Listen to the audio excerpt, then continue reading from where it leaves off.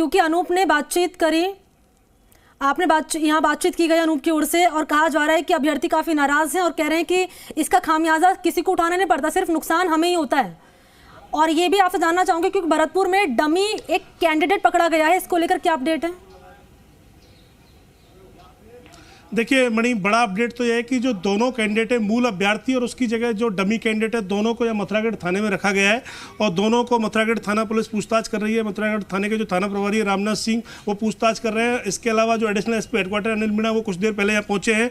जो dummy candidate है वो योगेश नाम का जो युवक है, वो जालौर का रहने वाला है, जालौर के सांचौर का रहने वाला है। पहले उसकी सुरोई की बात आ रही थी, उसने पहले अपने आप को सुरोई का बताया था, लेकिन अब जब कड़ी पूछताछ की गई तो उसका नाम योगेश है और वो जालौर के सांचौर का रहने वाला है। और दूसरी बात, जो मूल अभ्यर्थी है वो शेखपुरा का रहने वाला प्रकाश नाम का युवक है, जिसकी ने एक व्यक्ति के थ्रू ये सेटिंग की थी कि उसकी ये जूस और आइसक्रीम शॉप चलाते हैं और हर महीने 3 लाख तक कमाते हैं। आपको शुरू करना है, इनसे सीखना है तो फ्रीडम ऐप को अभी डाउनलोड कीजिए। पर परीक्षा में डमी कैंडिडेट के रूप में वो परीक्षा देगा, जिससे वो परीक्षा पास कर जाएगा।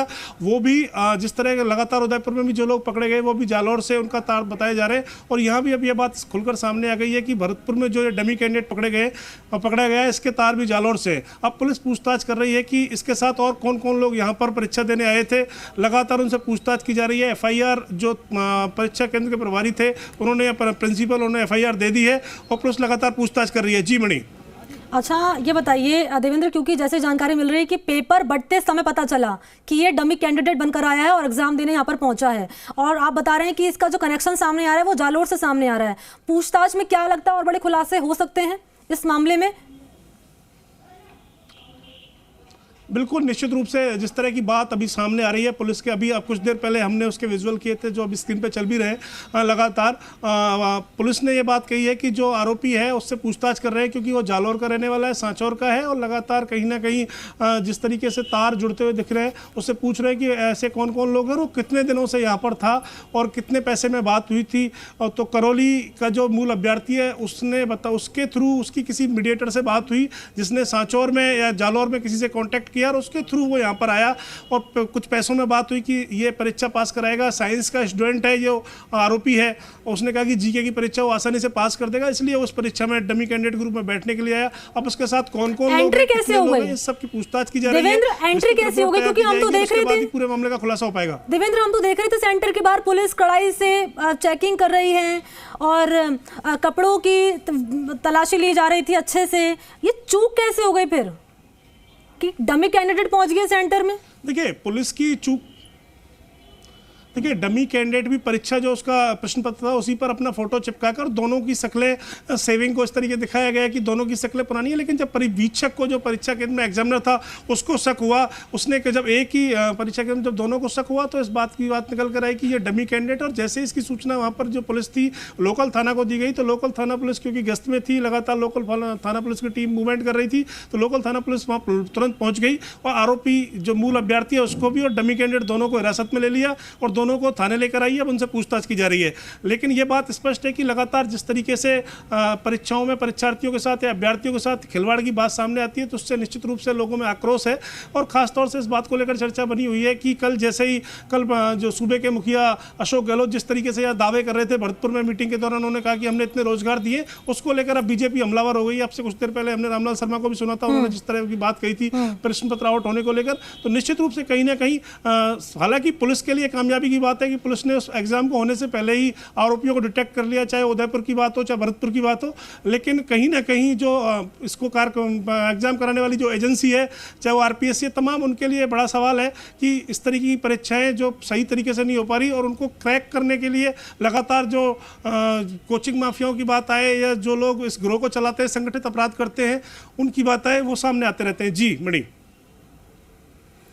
ठीक है देवेंद्र, लौटूंगा आपके पास। इस वक्त हम ट्वीट दिखा रहे हैं। ट्वीट दरअसल सामने आया है, कहा गया है राजस्थान सरकार को जिम्मेदार इसमें बताया गया है।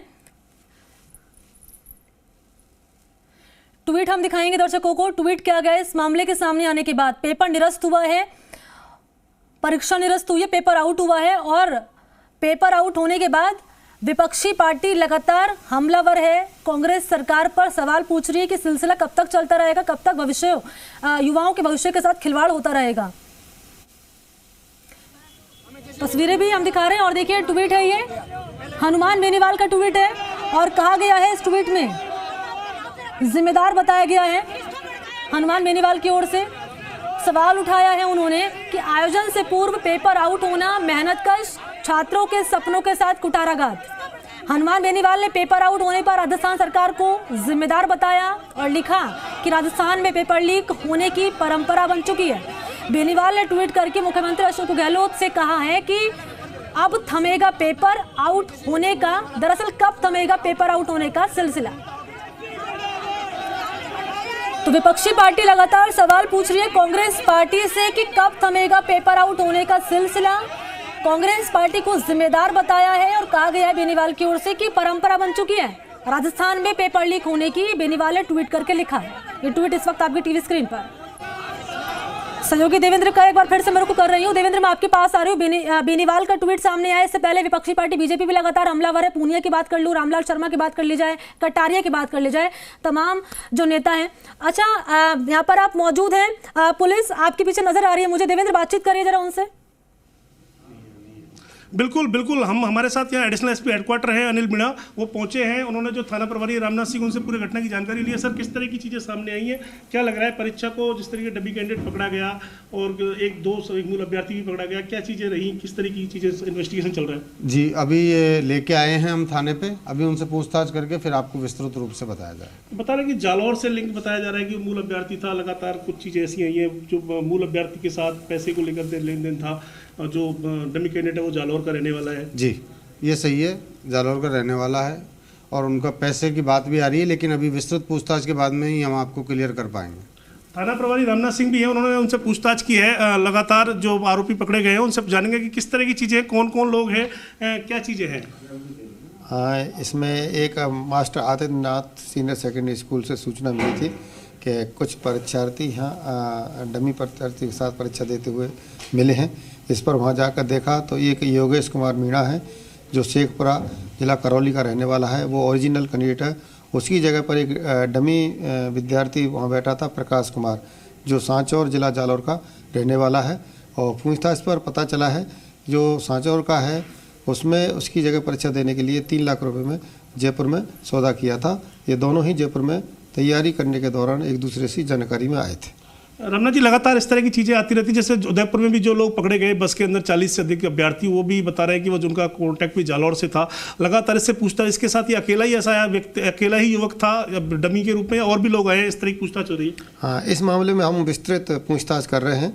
अभी इस संबंध में कहना जल्दबाजी होगी, अधिक जानकारी करके आपको जालौर पुलिस से संपर्क किया जा रहा है। पूछिए देवेंद्र, क्योंकि जालौर से कनेक्शन बताया जा रहा है, तो पुलिस संपर्क कर रही है जालौर से, जालौर पुलिस से। निश्चित रूप से जालौर का जो सांचौर थाना है उसको बताया गया है, उससे इसका ट्रैक रिकॉर्ड खंगालने की कोशिश की गई है। जो पुलिस के अफसर हैं, लगातार जो लोकल थाना है सांचौर का, वहाँ भी पूछा गया है और किस तरह की चीज़ की गई है। अभी जो कैंडिडेट्स हैं इनको यहाँ पर रखा गया है और लगातार इनसे पूछताछ की जा रही है। ये वो व्यक्ति है जो डमी कैंडिडेट के रूप में यहाँ पर परीक्षा देने आया था। और बड़ी बात यह है कि हालांकि 3 लाख रुपए में सौदा होने के बाद पुलिस के आला अफसर कर रहे हैं कि भाई ये वहाँ संपर्क में आए, और संपर्क में आने के बाद इन्होंने इस तरह की बात की। जयपुर में इनके बीच में सौदा तय हुआ और सौदा तय होने के बाद में यहाँ परीक्षा में मूल परीक्षार्थी के स्थान में डमी परीक्षार्थी के रूप में बैठना तय हुआ। इस तरह की चीज़ें सामने आई। अब बड़ी बात यह है कि पुलिस के अफसर कह रहे हैं कि जब पूरे मामले की जांच हो जाएगी, विस्तृत जांच हो जाएगी, उसी के बाद ये बात स्पष्ट हो सकेगी कि इनके साथ और कौन कौन लोग शामिल कर बातचीत आप इनसे करते रहिएगा। देवेंद्र, मैं आपसे अपडेट लूंगी और अनूप आपके पास भी लौटूंगी, आप भी नजर बनाए रखिएगा। तमाम जानकारी के लिए बहुत बहुत। ये जूस और आइसक्रीम शॉप चलाते हैं और हर महीने 3 लाख तक कमाते हैं। आपको शुरू करना है, इनसे सीखना है, तो फ्रीडम ऐप को अभी डाउनलोड कीजिए।